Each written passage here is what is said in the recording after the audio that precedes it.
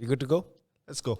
Asha Dullabh, thank you so much for gracing us with your time. Pleasure. You are a psychologist.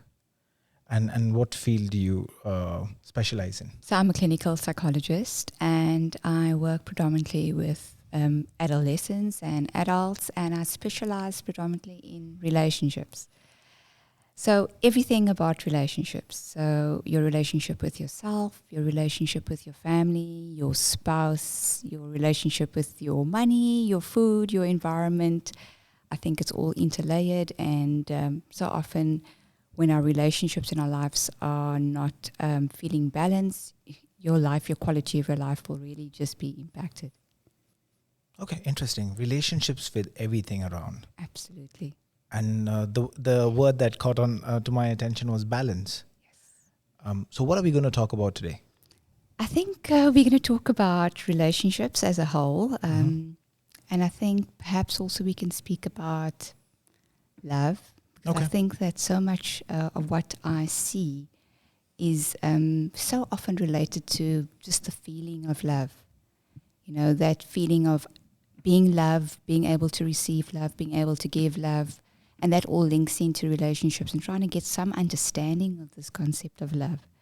I think we are all incapable of really getting the word, the proper understanding of it. But I think that the more conversations we have about it, perhaps we'll get a bit closer to really getting this true meaning of what this word means.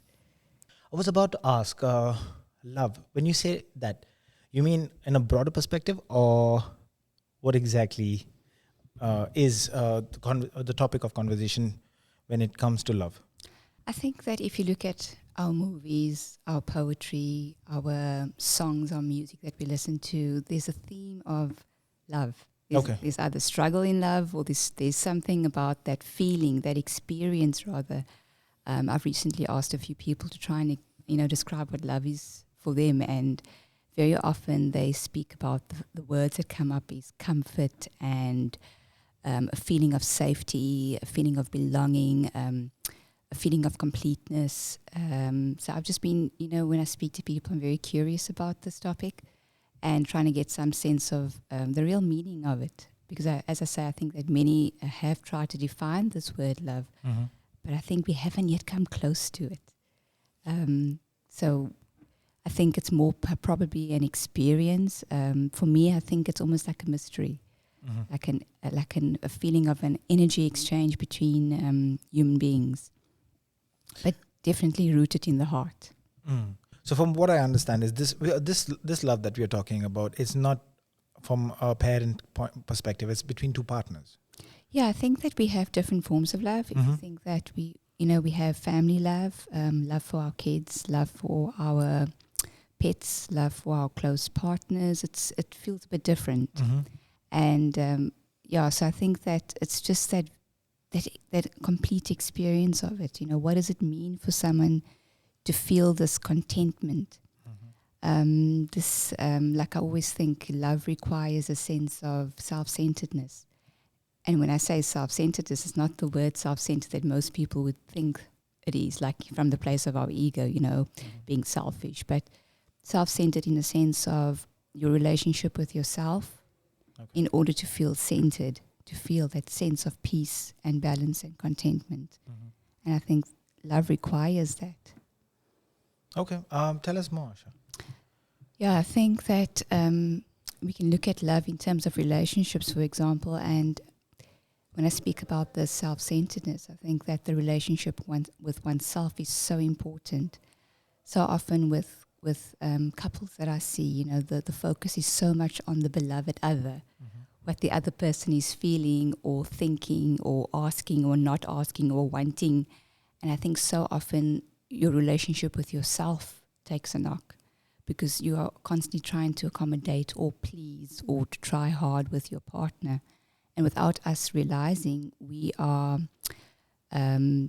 we sort of just adapting ourselves. And very often when someone comes and says to me, I think that my partner and I are distancing or we've grown apart, I immediately know that somewhere along the line, that person or either both in the relationship have adapted too much and sort of let go of their own dreams, desires, longings.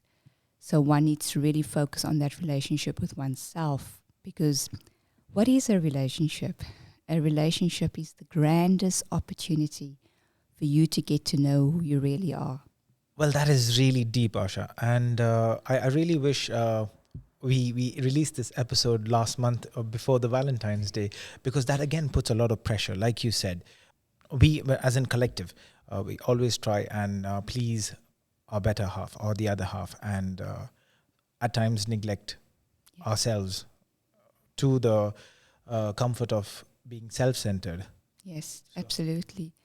That abandonment of ourselves, that's what happens. And if we can take a moment and say, let me focus on what gives me joy, what gives me happiness, because if we can be an expression of happiness and not be an extraction of happiness, I think that we'll have far better relationships going forward in our lives. I think that we'll find that balance and that centeredness.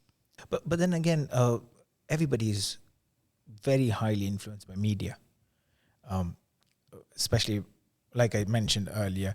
When it comes to Valentine's Day, what are you going to do? What are the yays? What are the nays? And that also puts unnecessary pressure. Once upon a time, just because we are talking about Valentine's Day and love between two partners, once upon a time, marriage was an occasion which was very revered. Not that it isn't right now, but it's highly commercial. Oh, I need to spend so much. It has to be the best. It cannot be compared to. And that is, again, unnecessary pressure. Because the amount of things that one is trying to do just to make the other person or the people he or she wants to please creates this unnecessary stress, if you know what I mean. Absolutely. I mean, here we're speaking about just the norms of, of society, of what societies expect of us. So it's our social standards and, of course, our own personal standards that we create for ourselves, which links into expectations. And that pressure is real. I think there's so much pressure to be in a relationship these days so that we don't consciously choose. I think you speaking about marriage, I think it's one of the most important decisions a human being needs to make in their life. And I'm not sure if much thought really goes into it because, there is that pressure to get married and afterwards, have your kids and get the home and job. So we are kind of going through life ticking off boxes. And we find ourselves in positions where we just feel a sense of depletion, we feel stuck, we feel paralyzed, and we need to stop and ask why. I think that it's beautiful to have marriages and unions between two people. We are born to bond, but we need to look carefully of how we are doing it, and perhaps we need to consciously couple these days. And if we look at our marriage contracts, if we really look at what's in those contracts, it's like a business agreement.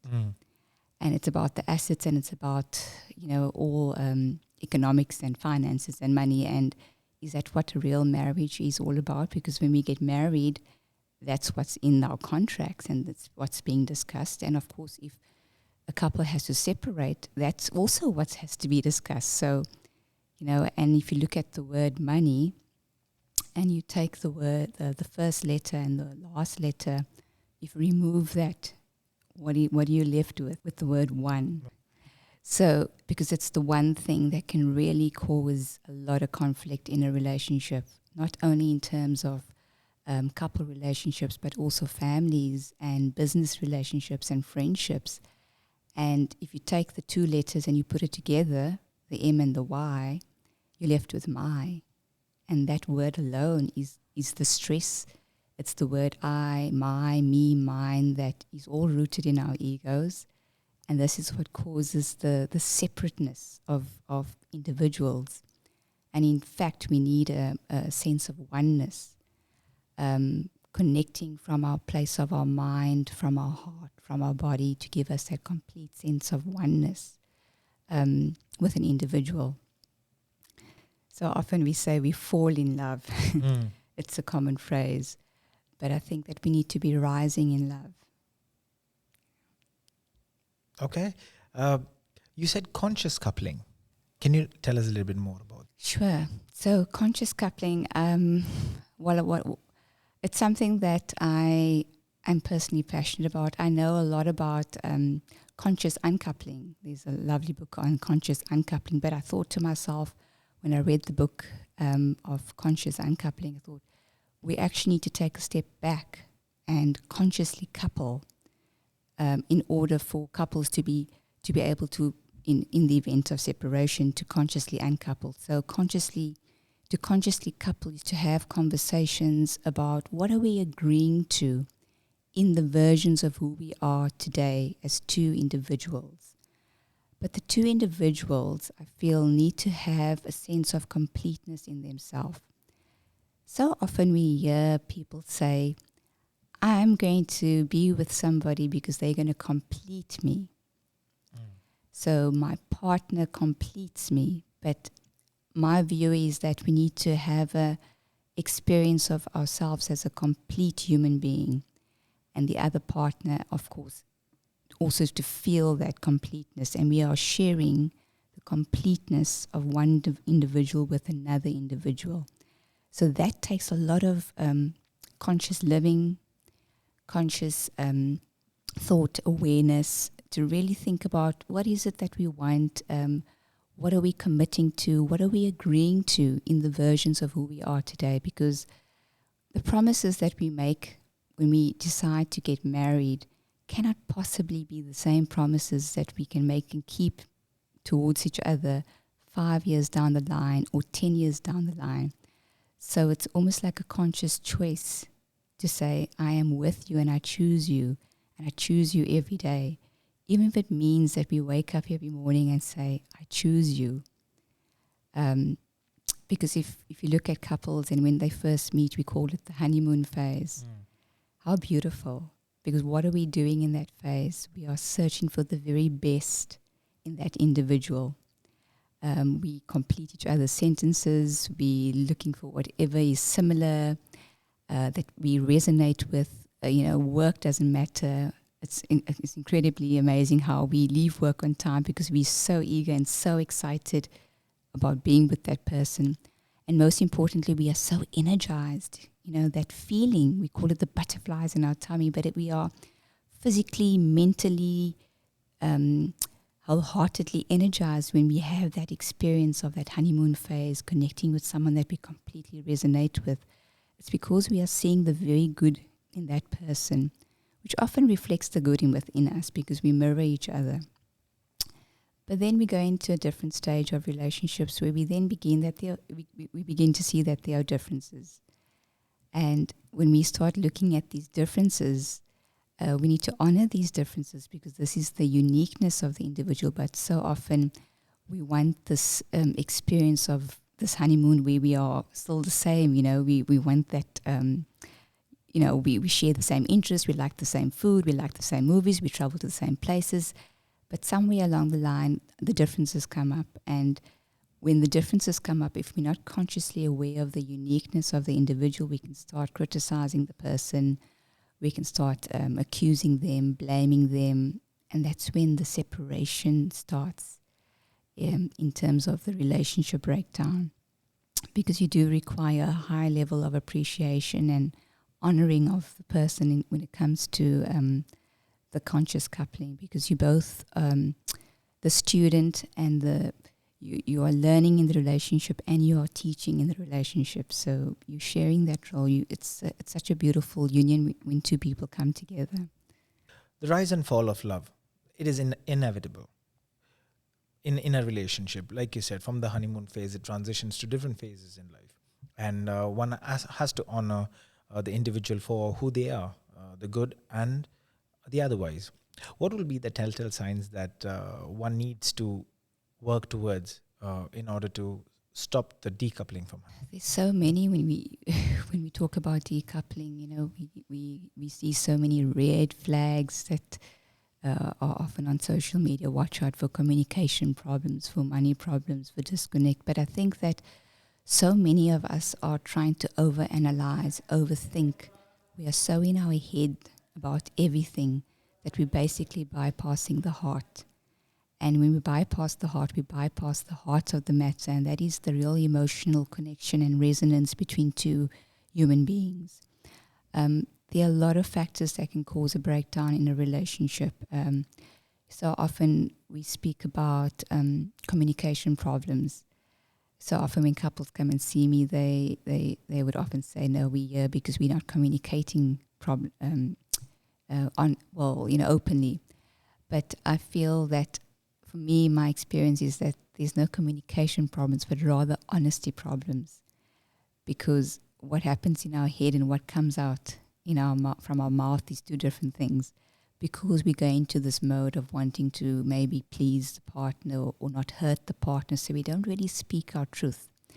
And conscious coupling requires us to be vulnerable, to be courageous, to be able to speak up and speak our truth. But so often we do not speak our truth. And that can be the beginning of an experience where we feel we separate from each other.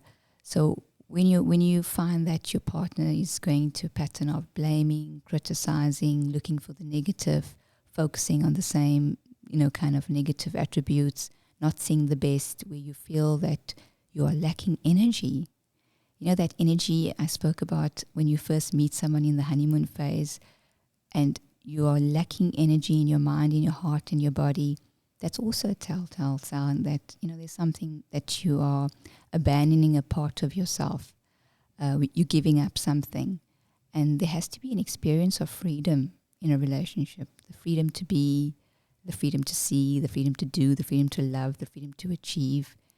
But it's really that honoring of each other's personal growth. I think sometimes the thought is, what can I get out of a relationship? And I think it should be more about what can I put in terms of my being, not sort of just doing. It's about being in the relationship. Because when people say that they've fallen out of love, I wonder what is the next stage. Maybe it's you need to be in love, because I hear that so often I've fallen out of love. And perhaps we haven't learned the skill of how do we be in love. And that also, I think, links into the conscious coupling that requires a lot of deep introspection, that relationship with oneself. Because as I say, it's such a grand opportunity to get to know who you are. It teaches us so much.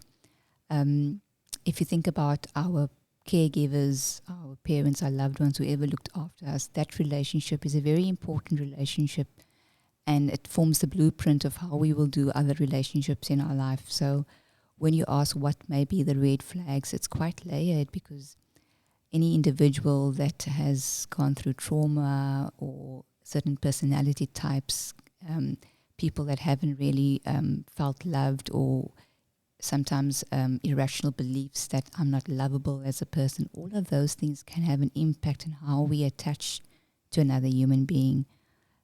So it's attachment styles that one needs to look at. It's our love languages. How do we express love? How do we want to receive love? And of course, it's our expectations. Expectations breeds disappointment. Mm-hmm. And I don't know if we can do life without expectations, because I think as much as we are aware that it breeds disappointment, but if we can be conscious about our expectations and meet ourselves in the version of who we are, because we are constantly changing.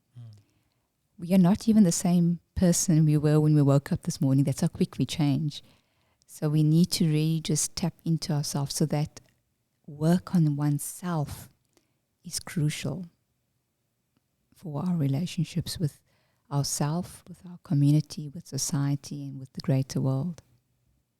Relationships can also go through a change once the partners become parents. How does that work then, Asha? Any tips for the ones who are parents themselves and struggle to find time to communicate or spend quality time with the partner? Everybody talks about quality time with the children, yes. But what about the partner? Again, that links into being a conscious parent. When you're a conscious being, the way you are in one relationship will will mimic how you are in other relationships. The way we do one thing very often is the way we do other things, especially in relationships. So if you are highly strung and you are stressed and the relationship is not consciously rooted with a good foundation, and a child comes into that circumstance, of course, it's going to create more stress, more anxiety. Of course, having a child, it's the most beautiful experience, but it's also about how couples or the parents that bring in this child, how are they consciously connecting with this child? There's so much to speak about in terms of parenting and the way we're doing parenting now. But of course, conscious parenting is yet another topic that requires quite an in-depth, almost a deliberate inquiry into it as to how are we parenting in our times, because the way we parented even a decade ago is very different from the way we're parenting now in terms of our lifestyle, in terms of technology, in terms of the way we are raising our kids, the heightened levels of stress, anxiety, depression. So it's again linked to that consciousness of being a conscious parent, a conscious human being, and how we connect. Because when we are feeling content in ourselves, when our perception of ourselves is one that is accepting of both the pluses and the minuses of yourself. I think that you are more accepting of yourself, which means that you are able to relate better with your child, with your partner. But it requires, again, that union between two people that has just a sense of knowing that you have the groundedness, the support of each other, the feeling of safety. There's so much we can talk about in terms of people wanting that experience of safety, predictability, stability. We all crave for that, but at the same time, we're on the opposite extreme of that. We want to be able to feel free and explore and be creative and maybe take some risks, and we need to find the balance between that. And there is no shame to approach someone who has the expertise in order to assist the relationship from getting better, is there? Absolutely not. I think it's crucial, when we're talking about people asking for help. How can I help? Those 4 words are so important that we need to do more as human beings to our friends, our family, our neighbors, our work colleagues, our partners, our friends. Just those 4 words can go such a long way. And of course, seeking out help, professional help, is always so highly recommended, because you have a space where I think therapy offers deep attention. And what is attention? Attention is, for me, deep listening. Because when you are listening to someone with deep attention, you are in some way alleviating the pain and the suffering that one is enduring at that point in time. And then that alone elicits the healing response in an individual, just the pure feeling of being listened. And that is, for me, such beautiful attention, that focus. And I think in our daily life and the way we are living these days, let's face it, we're not getting the attention that we need. And attention is needed. We all love attention, but let's look at how we're trying to get the attention that we are also longing for. And if we can become a bit curious about how we are doing that, sometimes it's as simple as just really connecting with a human being, feeling heard, speaking your mind, and really feeling heard can go a long way. For the ones who go through the topics that we just spoke about, is there any way that they can work on themselves? So working on yourself, we hear this phrase a lot, I need to work on myself. I like to rephrase the word work and create yourself. Because I think we are wonderful creators, and we need to be very aware of what we are creating in terms of our own internal dialogue. So often when I meet a new patient, I will say to them that I don't want to hear everything you say to everybody else. I want to connect with the conversation that you have with yourself. where you are all alone, whether it's in the shower, whether you're sitting alone in a room and you're having that conversation, what is it that, what are you saying in that conversation? That is where I want to connect with. Because, we're living quite a pretentious life. I think we are grand actors out there. And I think the therapy space must be the one space where someone can just feel that they can be themselves, number one. They don't need to put on any mask. They don't need to feel a sense of fear or shame, and just have a space where they can just say, this is me. I can just be myself completely. It's, we use the word be vulnerable. It's almost like, can you imagine being naked in a room? One can feel so vulnerable in that space in terms of a body, but I'm talking about emotional nakedness, being so vulnerable where you are sharing on that level. Because we're all good and well. There's a lot of information out there on so many topics, on parenting, on relationships. But I think the more information we have, the more we're analyzing, the more we're overthinking. Overthinking is one of the most challenging stresses these days for people. I think on a daily basis, I have patients saying to me, I have a problem. I'm overthinking. I want to stop my overthinking. I overthink about everything. And, when we're overthinking, we actually just feel paralyzed. We don't get the answers. We create these horror stories in our mind. So that internal dialogue that I speak about, think about what you are creating. I think we can be wonderful directors of movies, the amount that we create in our minds, but we create horror stories. We think about the worst possible outcomes in so many situations. What if we begin to create love stories or create happy endings in our minds? What would our life then be like? How would we experience life? How would we do life? How would we be in life if we would create the best outcome? But I think we are programmed to always think about the worst possible outcome, and our internal dialogue, our internal beliefs about ourselves are not good enough. That one comes up so often, that feeling that I just need to do a little bit more, I need to push a little bit more, I need to achieve more. That takes us away from that true experience of being human. So from what I understand, Asha, you're saying we need to be conscious about the thoughts that we are having in our heads, the way that we create the situation in our minds, and the other ones to stop overthinking. Yes. Okay. And if anyone wants to reach out to you in order to get the expert's advice, how do they do that?